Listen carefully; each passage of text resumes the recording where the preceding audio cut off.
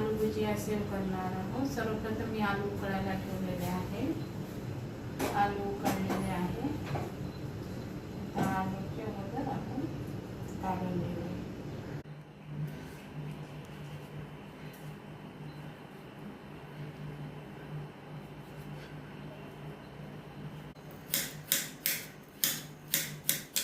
आता मिक्सरच्या पॉटमध्ये टाकून त्याला बारीक करून घेते मी. मिक्सरच्या पॉटमध्ये टाकून स्मॅश करून घेते, कारण असं बारीक होणार आहे. कारण शेव पाडताना ते मध्ये चटकून जाईल, त्यामुळे ते पूर्णतः बारीक करावंच लागेल. आलूची पेस्ट तयार झालेली आहे. आता हिला काढतो.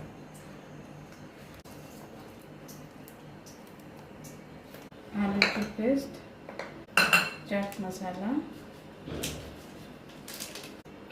आमचूर पावडर, तिखट, जिरं, धने पावडर मी घरी केलेलं असल्यामुळे त्याला गाळून घे. त्याला गाळून घे.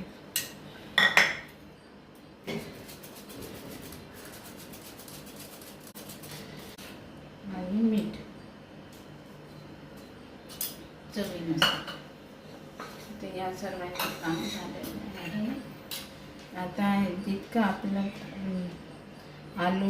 आलूची पेस्ट आहे तितकंच आपल्याला बेसन हवं, त्यापेक्षा जास्त नको. आणि तितक्याच यामध्ये आपल्याला भिजवायचं.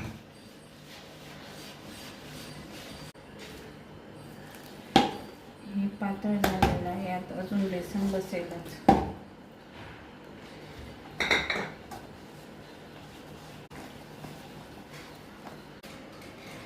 हे झालं आपलं तयार. आता याचे शेव काढून